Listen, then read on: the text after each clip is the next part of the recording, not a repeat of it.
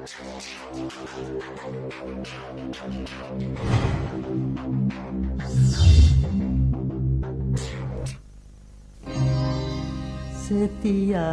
keindahan perhiasan dunia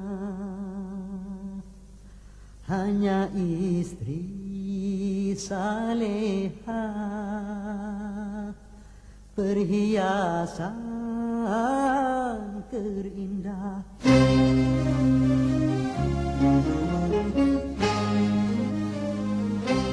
Setiap keindahan yang tampak oleh mata. Assalamualaikum warahmatullahi wabarakatuh. Waalaikumsalam warahmatullahi wabarakatuh. Alhamdulillah wassalatu wassalamu ala Rasulillah wa ala alihi wa ashabihi wa mawalah amma ba'du. Bapak, so ibu-ibu sedaya mawon ingkang kados-kadosipun sami berbahagia. Ingkang kula dongaaken mugi bahagia donya akhirat. Amin. Ingkang kula dongaaken dados asbab kebahagiaan keluarga donya akhirat. Amin. Amargi benten gembira kalih bahagia. Kadang orang mencari kegembiraan yang itu dirasakan sejenak. Sementara yang kita inginkan adalah kebahagiaan yang selamanya. Ngoten. Dunya nek sakit nggih bahagia. Napa melih ingkang gesang selama-lamanya benjang ten akhirat. Harapan kita nggih bahagia. Umpami ten alam donya sempat tidak bahagia amargi kawontenan. Nggih mugi-mugi benjang sik ten akhirat menika bahagia selamanya. Ngoten. Nggih. Sebab donya niku ming sedhela rong dela. Nggih, Bu Lurah kalau wau enjing ditimbali sik lurah Kematang nggih. Kamangka dereng sepuh sanget. Artosipun ten alam donya dereng temtu dangu. Paling mentok 100 tahun. Sehingga seandainya mboten bahagia 100 tahun ning bahagia selamanya tanpa batas waktu niki sebuah kenugrahan nek bahasanipun tiyang sepuh, kenugrahan tenanan. Ananging ketika kita hanya mencari kegembiraan yang sesaat sementara kita akan sedih selamanya niku sebuah kerugian. Mila yang menika kita bahas kepripun amrih ten alam donya sing sedhela niku nggih bahagia, benjang ten akhirat selama-lamanya ugi bahagia mekaten. Nggih. Lah ayat ingkang panjenengan waos kala wau ingkang sampun dipun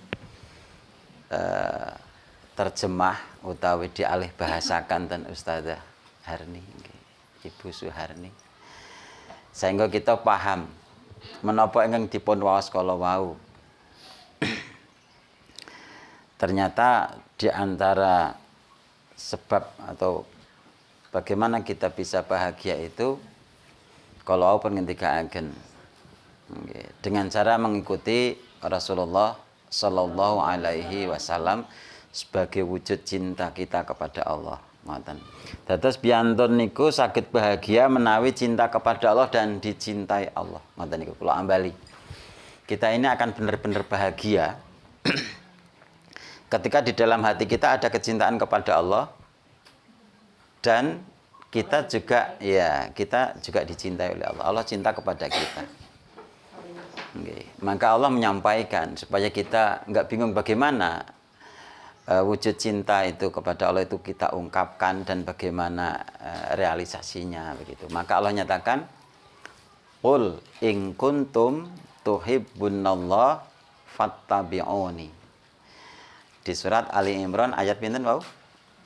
31. Nggih.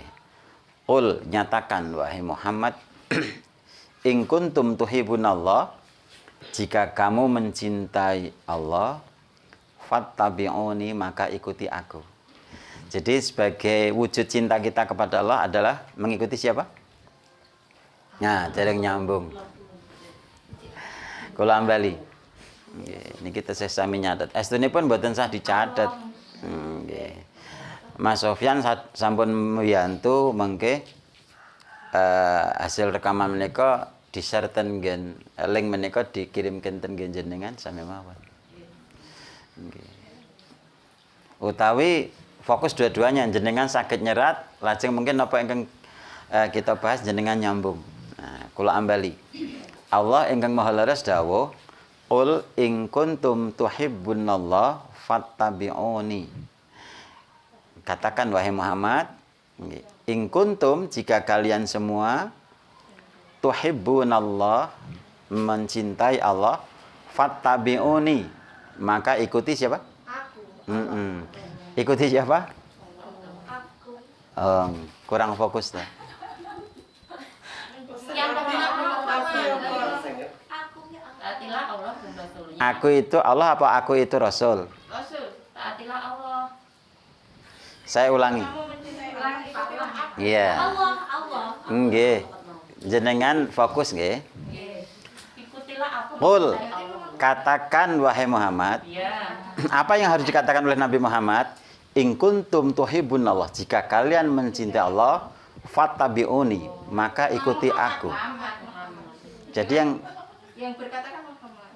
iya, berarti kita harus mengikuti siapa? Nabi Muhammad. Nabi Muhammad sallallahu alaihi wasallam. Jadi kata fattabi'uni, ikuti aku di situ maknanya adalah Nabi Muhammad sallallahu alaihi wasallam. Berarti nyambung. Iya. Jangan sampai gagal paham. Nah, apa hadiah yang Allah akan berikan ketika kita mengikuti Rasulullah? Coba jenengan was di ayat itu. Yuhibbukumullah. Nggih, niscaya Allah akan mencintai kalian. Wa yaghfir lakum, dan Allah akan memberikan ampunan bagi kalian dzunubakum. Yang akan diampuni apa? Dosa-dosa. Berapa dosanya? Dzunuba saking zanbun. Zanbun niku dosa, dzunub bentuk jamak taksir saking zanbun, sehingga dosa-dosa semua akan diampuni. Pernah punya dosa? Nah, kalau pernah punya dosa berarti ayat ini penting. Toh seandainya tidak punya dosa juga penting, karena bagaimana mendapat cinta dari Allah. Kalau para ulama ketika akan bagaimana prinsip hidup para nabi begini. Seandainya toh kehilangan istri, anak, jabatan, keluarga atau apapun, tapi masih punya cinta Allah, itu masih sesuatu yang sangat beruntung sekali. Jadi nek kita kelangan apa kemawon, bojo ilang, anak ilang, jabatan ilang, bondo ilang, ilang, apa-apa ilang, omah ilang, tek. Tapi tesih ditresnani Gusti Allah niku tesih sangat beruntung. Sebab ketika siapapun dicintai Allah yang Maha Segalanya, maka dia akan menjadi faizun. Faizun niku nek bahasane mriki bejo. Nah, ketika kita fahami dari pendapat para mufasir, kenapa dikatakan orang itu faizun, bejo, itu ada dua pengertian atau ada dua hal yang dikatakan orang itu bejo. Masih bisa nyambung? Masih. Yang pertama, yang dikatakan bejo itu, beruntung itu, karena dulu dia pernah berdosa dan seharusnya disiksa di neraka, tapi kemudian diampuni dan dia di akhirat tidak disiksa. Itu bejo. Wis tahu salah, ning ora disiksa. Niku bejo. Kula ambali. Bejo pertama kenapa? Karena dulu di dunia pernah berdosa, pernah salah, kemudian mendapat ampunan dari Allah. Seharusnya ia disiksa di neraka, tapi kemudian tidak disiksa. Itu dikatakan beruntung. Pemahaman yang kedua, kenapa dikatakan orang itu beruntung? Kenapa disebut faizun? Kenapa disebut bejo? Seharusnya dia tidak layak masuk surga, tapi karena Allah cintai, kemudian Allah ridhoi, apa yang jadi amal solehnya ya Allah kemudian ridhoi dan dijadikan catatan kebaikan untuknya, maka kemudian ia dimasukkan surga. Kula ambali. Nek didelok salate orang ngapiro wong sedina gur ping 5, kadang ana salat sunah we gur nek pas duwe utang karo lara. Nek pas awak waras ke duit ngono ke orang nganggo tahajud, orang nganggo duha, orang nganggo infak, orang ngeleng-ngelengke adol pomahan ning yo gur apa enenge ana atusan ya dipecahke ning warung, ana eketan ya dipecahke koncone. Anane puluhan lah kuwi dilebokke karo jujuk, karo jupuk susuk 8.000. Ya, njegur kenggon kaleng 10.000 ning cukup 2.000-an 5. Jadi gurijul janjane. Kita ngaji kan hitung-hitungan susuk.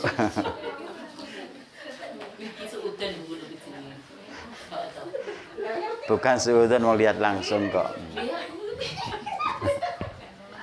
Baik, coba menawi jenengan coba napa ta sing saged dinggo numbas warga niku. Wong salate niku wis dinggo ngijoli rezeki sing kenikmatan yang Allah berikan. Kan Allah dawuh, "Inna a'thainakal kautsar fasholli li rabbika wanhar." Temen ingsun Allah wis maringi nikmat sing akeh, mula salata teman-teman kanggo Gustimu fokus khusyuk gitu. Wanhar lan berkorbanlah kemudian untuk Tuhanmu juga. Berarti kita niku sholat, berkorban waktu, tenaga, harta itu dinggo ngijoli nikmat men dereng kemput, dereng imbang. Lah terus dengan apa kita bisa membeli surga itu? Mila saking menika dikatakan bejo iki amale sithik ora pantes nggo tuku swarga. Ning kemudian Allah masukkan ia ke surga itu dikatakan faizun, wong sing bejo. Coba jenengan penggalih to. Pancen jenengan sholat pun tertib. Pancen jenengan infak, oke iya. Jenengan poso, baca Quran, nggih. Tapi nek semonten niku gajine umpama dibayar, nggih ngijoli swarga sing Allah gambarkan, lakum fiha ma tastahi anfusukum. Eneng swarga ki apa sing sira fikir, apa sing sira batin, Allah cawisi langsung. Walakum fiha ma tad'un, lan kanggo sira ning swarga iki apa sik mbok jaluk langsung Allah kes paringi. Kamangka jenengan niku dilayani ngoten niku berapa lama? Selamanya. Dados nek salate jenengan, infake jenengan, wektune jenengan ngaji, posone jenengan macane Quran dinggo ngijoli niku imbang napa dereng? Nah, nek dereng berarti seandainya nanti masuk surga niku faizun, wong sing bejo. Niki. Terus fokus tenggen ayat ingkang panjenengan waos ayat 31 surat Ali Imran kala wau. Jika katakan wahai Muhammad, jika kamu benar-benar mencintai Allah maka ikuti aku. Berarti hidup kita ketika kita mengikuti Rasulullah itulah kemudian kita akan beruntung. Kenapa? Yang pertama yuhibbukumullah, maka Allah akan mencintai kamu. Nah, nek diteliti saking bentuk kata yang Allah gunakan untuk mengungkapkan yuhibbukum, Allah akan senantiasa mencintai kamu. Coba jenengan fokus riyen. Seandainya jenengan dicintai suami, kan belum tentu senantiasa. Ada waktu-waktu suami lebih mencintai sepedanya, disek-isek, sementara istri belum tentu. Nah, ada kalanya suami lebih mencintai sapinya, wedangan ning ngarep sapi. Bisa jadi suami itu lebih cinta burungnya atau apa yang jadi hobi suami. Sementara yang Allah janjikan, yuhibbukumullah, Allah akan senantiasa mencintai kalian. Padahal Allah itu maha segalanya. Begitu. Dan lebih menguntungkan lagi, wa yaghfir lakum, saking tembung ghafara. Ghafara, ampunan. Yaghfiru akan mengampuni. Yaghfir lakum dzunubakum, Allah akan senantiasa mengampuni kalian dosa-dosa kalian. Kapan itu? Ya kalau kamu salah, kamu akan diampuni. Kamu salah lagi, kamu akan diampuni. Kenapa demikian? Karena kamu mengikuti utusan Allah. Kemudian sore ini fokus kita akan membahas tentang bagaimana kita bisa bahagia dengan cara mengikuti apa yang Rasul sampaikan. Nah, sehingga barangkali yang ini kemudian bisa kita upayakan kita fahami, kita sadari, kita yakini, kemudian kita lakukan semampunya. Nah, begitu. Syukur kita ajakkan. Bagaimana kita bisa meraih kebahagiaan sebagaimana Rasul sampaikan. Nah, jadi unsur-unsur kebahagiaan ala Rasul seperti apa? Di sini ada 4. Apa yang menjadi unsur-unsur kebahagiaan seseorang di dalam kehidupannya? Sekarang, besok, dan seterusnya. Nah, dinyatakan oleh beliau arba'un. Arba'un itu berapa? Ada 4. Min dari sa'adatil mar'i. Sa'adah itu kebahagiaan. Kebahagiaan.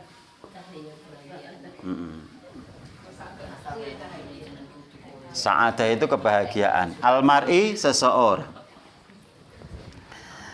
Dinyatakan oleh beliau ada 4 hal, ada 4 unsur di mana ketika orang mempunyai 4 hal itu, maka akan ada kebahagiaan dalam kehidupannya.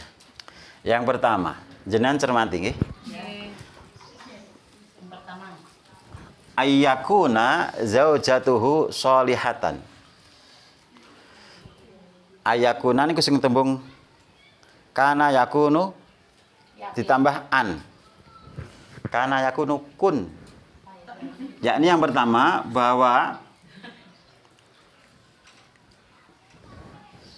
dia bisa menjadikan zaujatuhu, zaujahnya, pasangannya atau istrinya itu sholihatan, sholihah. istri yang solihah. Jadi istrinya Solihah. sholihah. Sesoleh lu.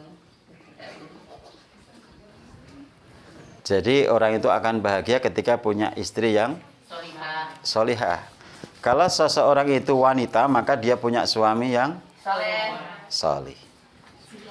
Apakah cukup punya istri yang sholih? Apakah cukup punya suami yang sholih? Nek sholihnya wanita ya sholihah. Apa cukup? Tidak ternyata. Apalagi orang yang belum punya istri tentunya kurang kebahagiaan itu. Atau yang belum punya suami. Ada yang belum punya?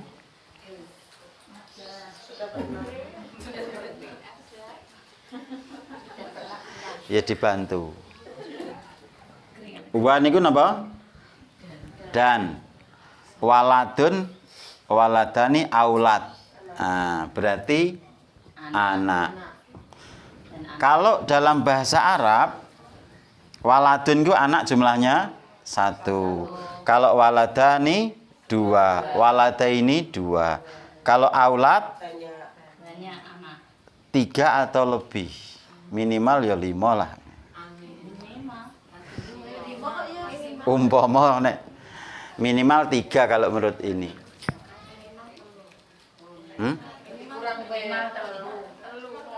Coba mufrad 1, musanna 2, jamak lebih dari 2.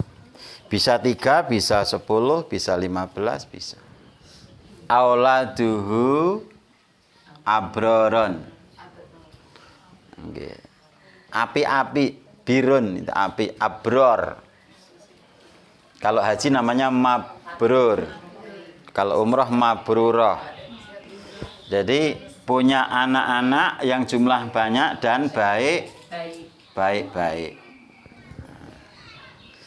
Baik akidahnya, baik ibadahnya, baik akhlaknya, baik muamalahnya, ya baik prestasinya, pokoknya api-api, abror. Abroron. Ya nek api iki nyusul sing penting akeh sik. Kemudian ternyata unsur itu tidak sekedar punya pasangan atau punya keturunan. Nggih. Wa niku napa? Dan khulatauhu mager sarine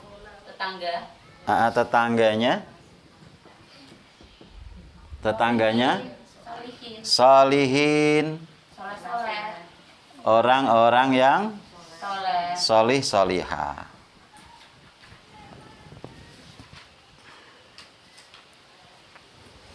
Jadi duwe pasangan sing apik pol, anake ya apik-apik tur akeh-akeh jilmo-jilmo apike pol, tapi nek tetangganya we kisruh atau ngisruh ya tidak akan bahagia. Tetangga itu bisa di rumah, bisa di kantor, bisa di tempat bisnis. Yang mengitarinya, nek basane kita mager sarine sing cedhak kita itu wong-wong sing apik. Jadi ketika di sekitar kita orangnya zalim, orangnya yes pokoknya wonge jahat-jahat, akidahnya rusak, ibadahnya enggak ikhlas, enggak benar, akhlaknya jelek, muamalahnya enggak bagus, curang, maka tidak akan bahagia karena tidak sempurna unsurnya itu.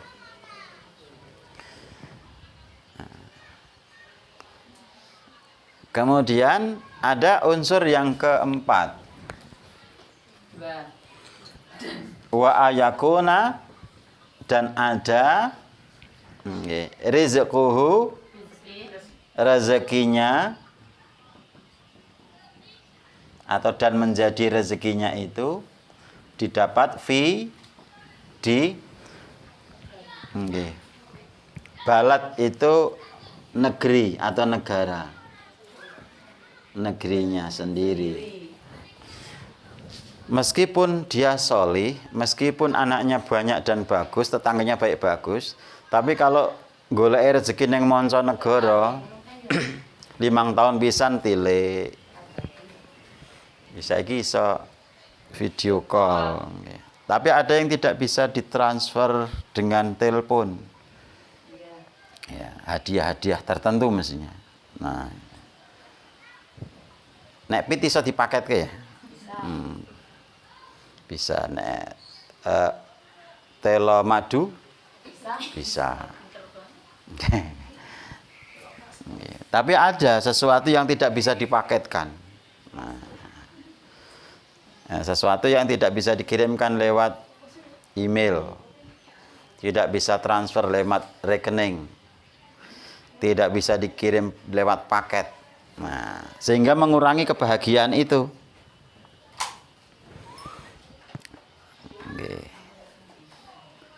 Nek corok nggen kula sik penting ditunggoki mbok ra ndidit ra apa-apa. Ning mbok nyekel duit kan ora ditunggoki ya ora nyaman katanya. Baik. Kemudian setelah kita memahami ini, lantas kemudian kalau kita pahami berarti semua bisa diupayakan. Bagaimana pasangan panjenengan solih, bagaimana istri seorang itu solihah, itu bisa diusahakan. Karena manusia itu dinamis, manusia itu bisa berubah. Tidak bisa selamanya manusia itu jahat, salah terus, tapi bisa solih. Tidak bisa solih terus, bisa jadi salah juga. Nah, begitu. Bagaimana sahabat Umar bin Khattab, ya kan? Kalau kita baca sejarah kehidupannya, tapi ketika kemudian sudah hijrah, sudah masuk Islam, kemudian dia menjadi seorang yang salih. Anak juga tidak bisa kemudian anak itu tiba-tiba salih, tidak bisa anak itu tiba-tiba salihah, tapi harus dibentuk, harus diapakan? Dibentuk. Itu. Yang ketiga, tetangga juga tidak bisa tiba-tiba baik semua. Meskipun kita juga, karena kemungkinan kita merubah itu kecil, karena merupakan dari diri sendiri, kemudian pasangan kita, anak kita, baru tetangga. Maka mestinya kalau kita memilih untuk bertempat tinggal, itu bukan membuat rumahnya dulu, tapi memilih masyarakatnya dulu. Iya, lingkungannya dulu. Kondusif enggak. Bahkan di zaman Rasul ketika di situ tidak nyaman untuk beribadah, mau ibadah aja terintimidasi, ya kan? Maka diperintahkan hijrah. Diperintahkan apa? Pindah. Di mana di Madinah lebih nyaman untuk beribadah, lebih leluasa untuk melaksanakan syariat Islam. Begitu. Sehingga yang dipilih bukan rumahnya dulu. Meskipun rumahnya bagus tapi lingkungannya jelek, ya lebih pilih yang lingkungannya bagus dan rumahnya yang bagus. Nah, begitu. Kalau bisa ya lingkungannya bagus, rumahnya bagus, luas. Nah, begitu. Begitu. Kalau bisa. Nah, dan ini bisa karena ini harus diupayakan. Nah, kemudian yang keempat juga, kalau sekarang realita yang ada, bagaimana orang itu tidak usah di luar negeri lah, di luar daerah. Kalau kita lihat hasil survei kaitannya dengan bagaimana ketahanan keluarga, itu banyak kasus ditemukan wong ngelaju. Pertama ya gur konco ngelaju, konco ngebis, konco pesawat. Suwe-suwe terjadi saling mempengaruhi. Kemudian banyak yang berakhir tidak harmonis. Nah, luwih tentrem karo koncone ngelaju daripada karo sik ning omah. Jalanan saka kulino. Ya, entah kulino apa jalanan saka WA-an ora dong. Tapi kenyataannya demikian. Kalau jenengan kalau kading piknik ning pengadilan agama bagaimana perceraian itu terjadi, banyak hal diantaranya sebab-sebabnya diantaranya seperti itu. Bagaimana keluarganya tidak berada di tempat yang sama. Nah, begitu. Banyak seperti itu. Jadi nek iso ki ya sak gawe-gawene syukur hasilnya cukup atau turah ning nek eneng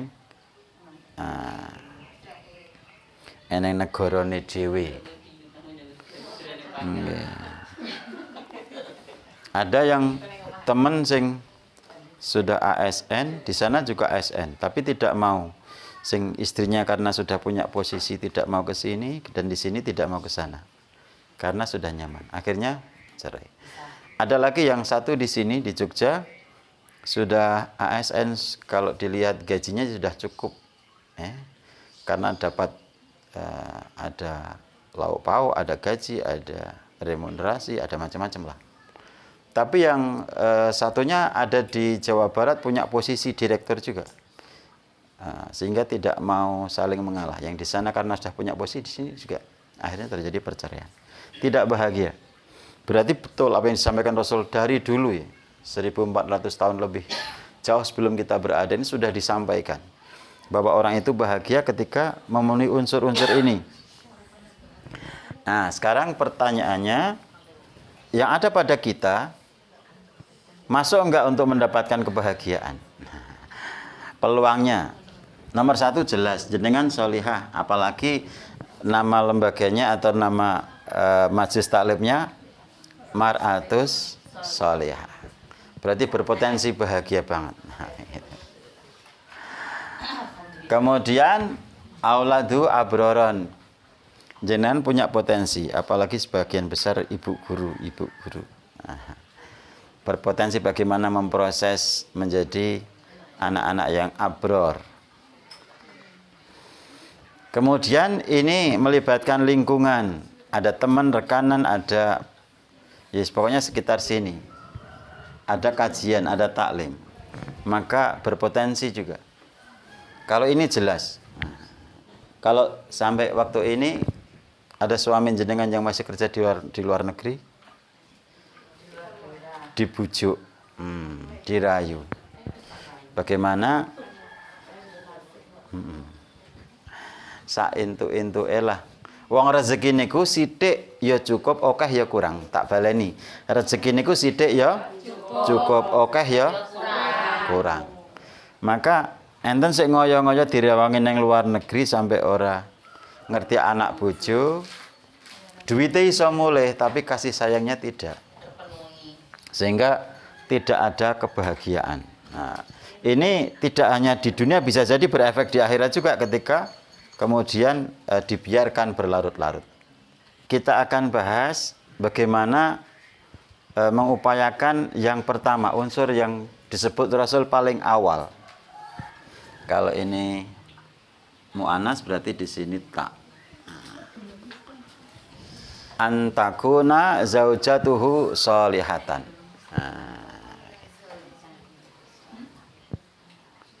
Yakni pasangannya sholih atau sholihah.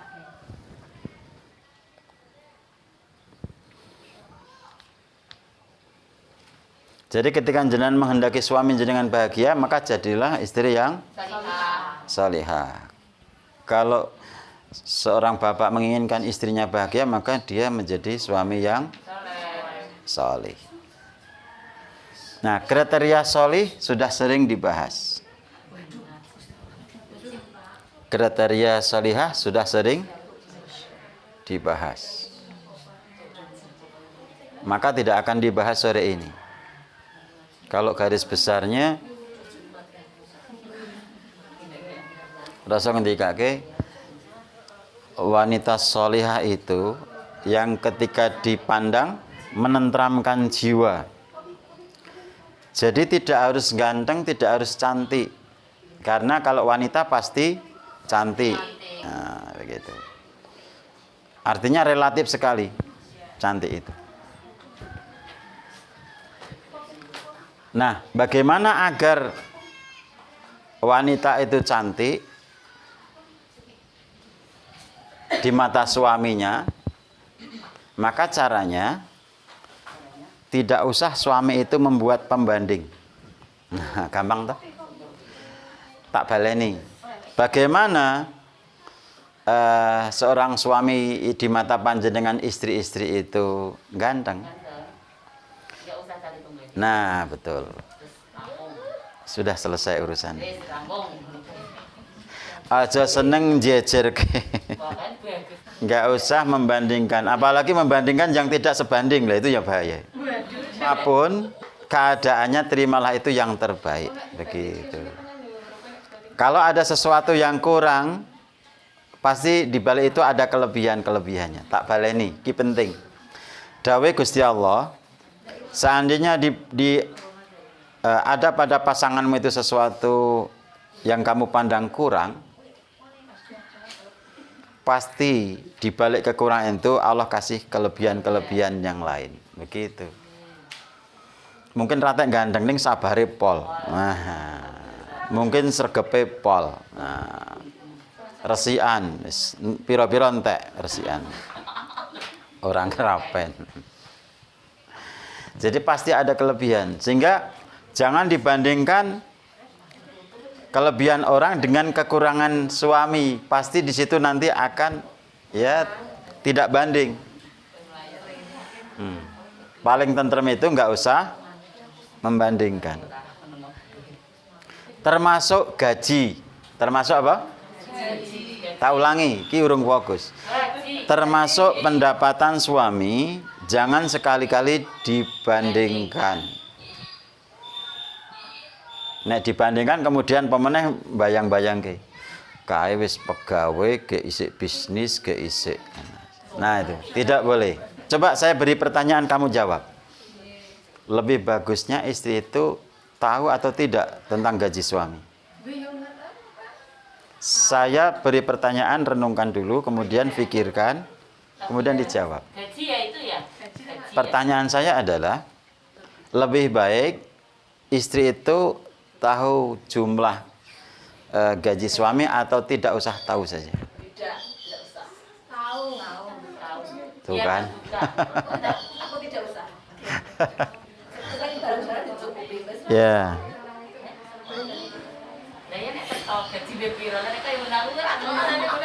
Baik, untuk itu tidak usah dibandingkan. Misalnya kamu punya prinsip, aku harus tahu demi transparansi. Tapi ada yang aku tidak harus tahu. Nah, kalau saya berpendapat secara pribadi, kemudian yang saya gunakan konsep ekonomi keluarga itu, istri tidak boleh sama sekali melihat, mengetahui gaji suami. Yang penting dia deal-dealane kalau minta ada, kalau Misalnya kurang dia minta tambah. Nah, apapun yang direncanakan, nah begitu, diupayakan. Baru kemudian ketika ada permasalahan kaitannya dengan apa namanya keuangan bisa dimusyawarahkan. Sekarang kita pahami rezeki, nggak usah kita apa namanya panjenengan kalau mengikuti pendapat saya atau konsep hidup saya, nggak usah wanita itu selamanya tidak harus mengetahui detail seberapa besar. Kenapa demikian? Nah begitu kan kemudian muncul pertanyaan, lah salah ya apa? Kan ada yang tersih toh, golek nggon dompete, nggon leketane, nggon lak sepatu, nggon ya ora ana nek kene sing daerah mana begitu kan.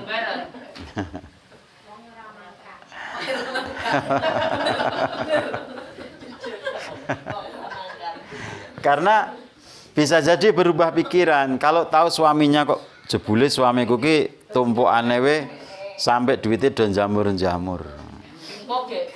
Bisa jadi salin seringat. Jadi pola hidupnya berbeda, kemudian permintaannya tambah karena ngerti. Ning nek ngerti orang duwe apa-apa, iso malah kayak ngelirik dibandingkan dengan yang lain yang punya gaji. Nggih mboten? Iya. Lah yang kumbiyen kae iki duwite awol-awolan, umbuan. Bisa jadi nanti berubah pikiran.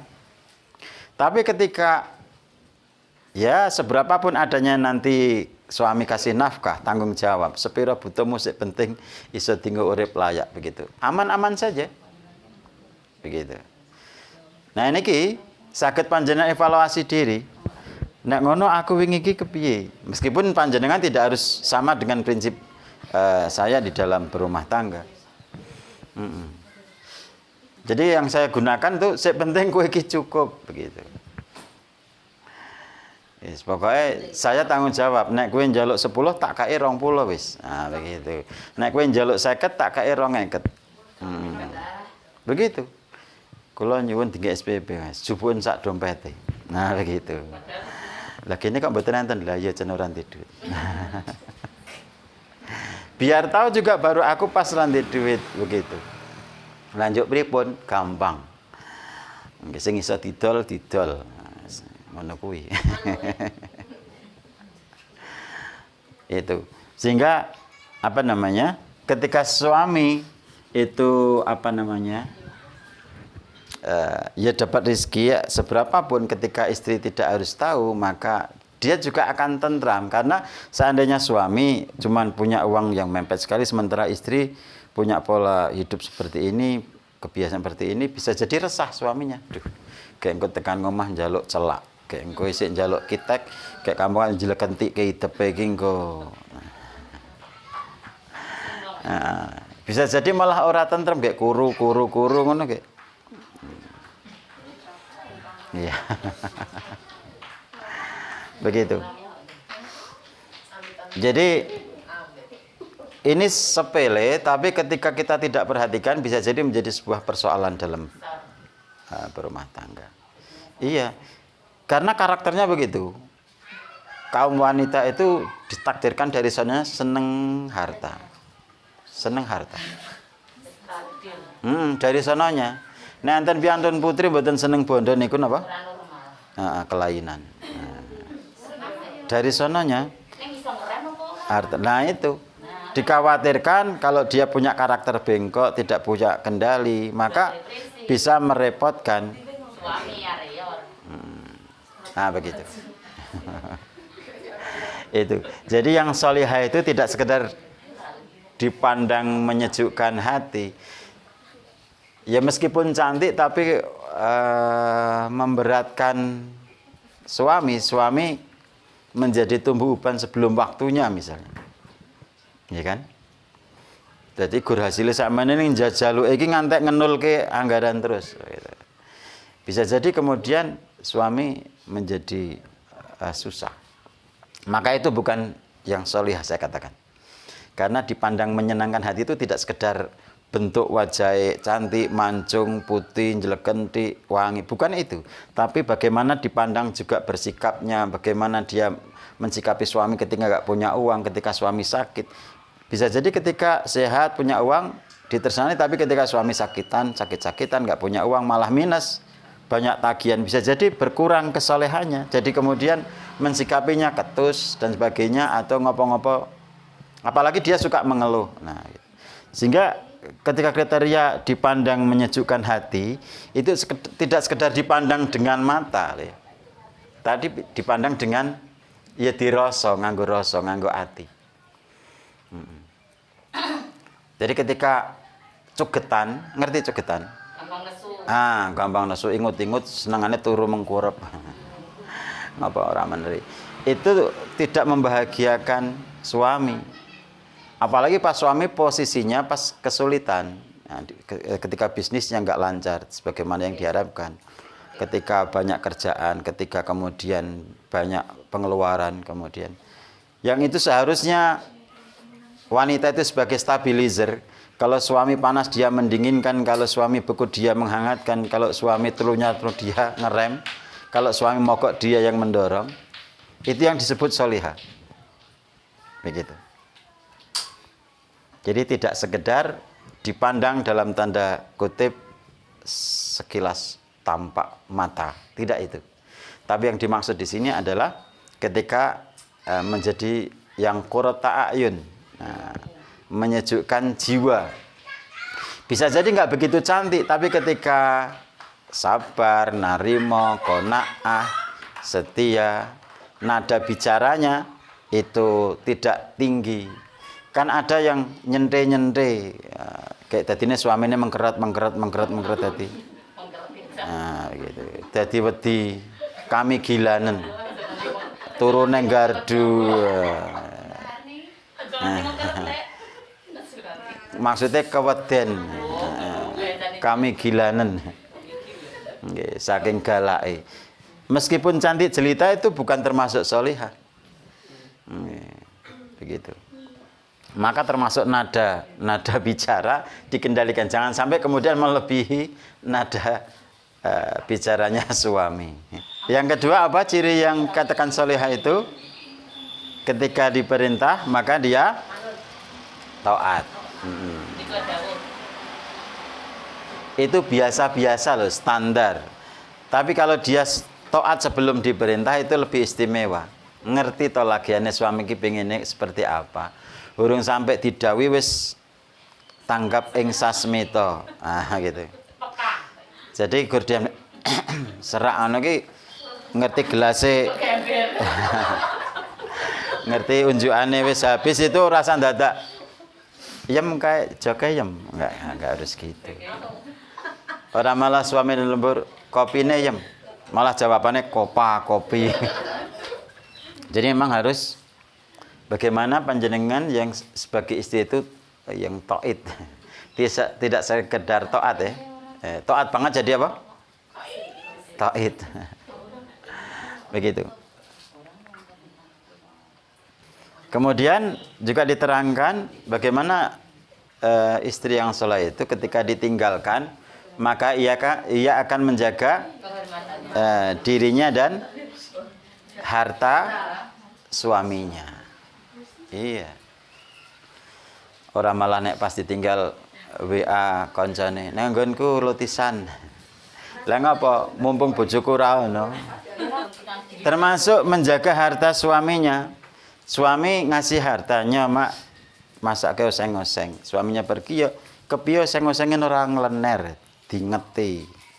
Ana pakaian ya dipolongi. Begitu. Nek ninggal kewan yang dipagani, diombeni. Nek ninggal kembang ya disirami. Nah, begitu. Nek ninggal dompet ya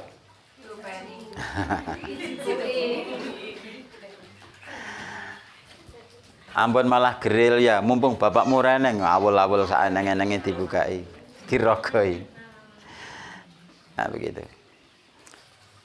Jadi untuk mendapatkan surga itu ya tidak mudah. Meskipun menurut saya wanita itu paling mudah masuk surga itu. Kan cuma 4 itu. Ketika menjaga sholat 5 waktu, kemudian puasa, kemudian dia taat kepada suaminya dan menjaga dirinya. Sudah. Hanya itu, tidak lebih dari itu. Itu sudah oleh Allah sudah dipanggil khusus, disuruh milih pintu mana yang kau kehendaki. Begitu kan? Begitu.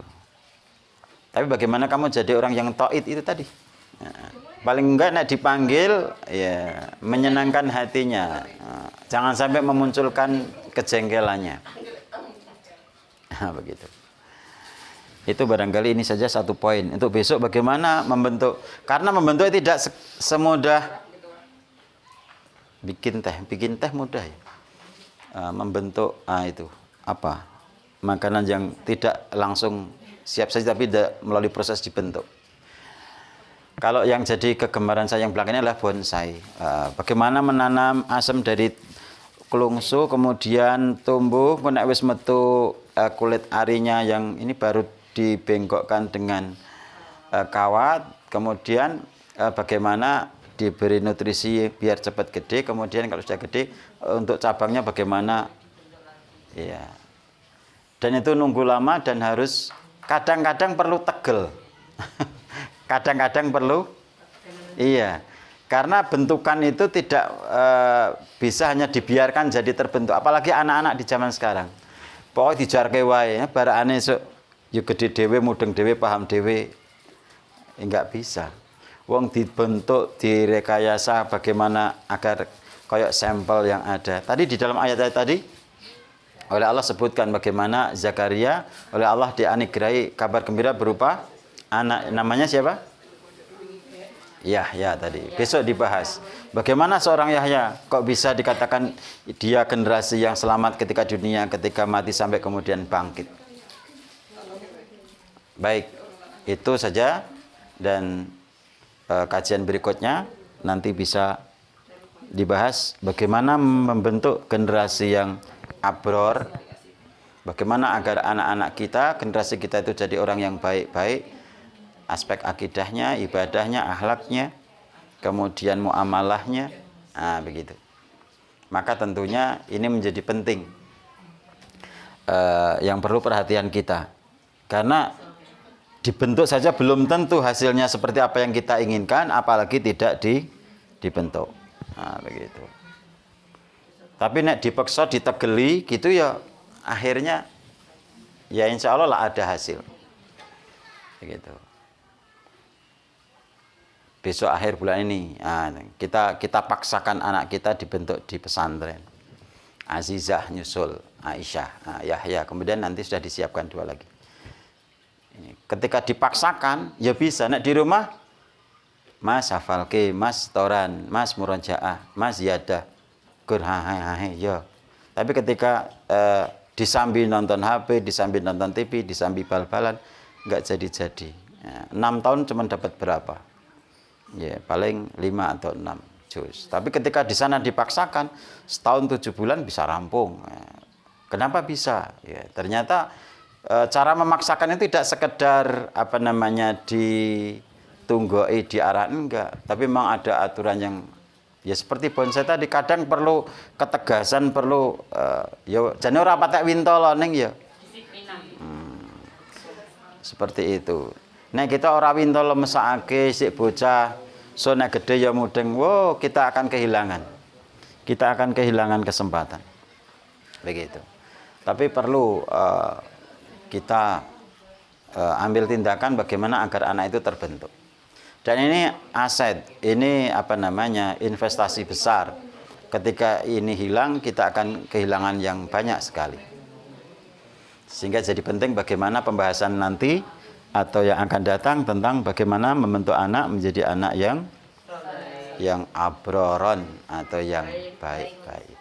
Itu saja, dan maaf sekali kebetulan sekali ada pertemuan trah di rumah sehingga tadi saya pamit sebentar untuk kesini, dan tetap ditunggu karena meskipun ragil tapi ketua trah sehingga perlu hadir meskipun orang ngopo-ngopo nek ono ketuane iki ya meso beda begitu. Maka maaf sekali tidak bisa mengikuti acara kajian ini sampai selesai. Selamat melanjutkan pembahasannya nanti. Itu saja dan saya cukup sekian. Donga dinonga, mudah-mudahan kita menjadi orang-orang yang bahagia. Yang karena bisa memenuhi unsur-unsur tadi, dan bahagia mudah-mudahan tidak hanya di dunia saja, tapi nanti sampai di akhirat. Fastabiqul khairat. Assalamualaikum warahmatullahi wabarakatuh.